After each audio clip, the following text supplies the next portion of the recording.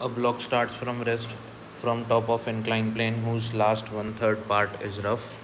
If block comes to rest at bottom, then value of coefficient of friction between block and inclined plane is block की initial speed 0 है, final speed भी 0 है, और जो total ये वाली length है ये हमको L दी हुई है, और ये एंगल हमको थीटा दिया है।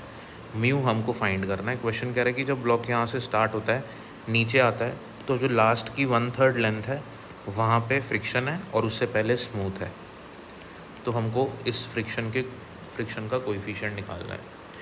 तो वर्क एनर्जी थ्योरम लगाते हैं dear students. Work done by all forces बराबर होता है चेंज इन काइनेटिक एनर्जी।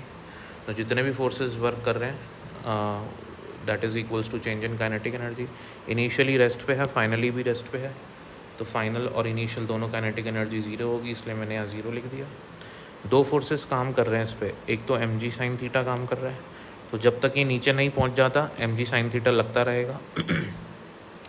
तो नीचे की तरफ फोर्स लगेगा ग्रेविटी फोर्स, और कितनी लेंथ तक लग रहा है, कितने डिस्टेंस तक लग रहा है, L डिस्टेंस तक लगता है। ठीक है, फोर्स भी इधर है ग्रेविटी वाला, और लेंथ भी, डिस्प्लेसमेंट भी इसी साइड है, तो Fg/L लिख दिया। जब ये यहाँ पे पहुँचेगा तो इस पर फ्रिक्शन फोर्स लगेगा पीछे की तरफ, डिस्प्लेसमेंट होगा इस डायरेक्शन में, तो ये वाला जो फ्रिक्शन फोर्स होगा इसकी वजह से जो वर्क होगा वो होगा नेगेटिव, तो minus force into displacement L/3 तक ये वाला जो है फोर्स लगेगा L/3 डिस्टेंस तक, तो बराबर हो जाएगा 0।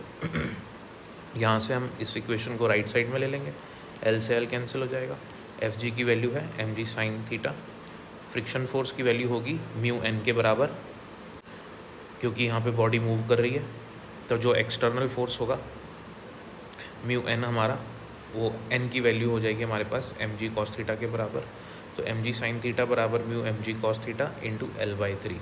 L हमने कैंसिल कर दिया तो 1/3 रह जाएगा, mg से mg कैंसिल हो जाएगा डियर स्टूडेंट्स, और सॉल्व करने के बाद हमारे पास आंसर आ जाएगा mu equals to 3 tan theta. Thank you for watching.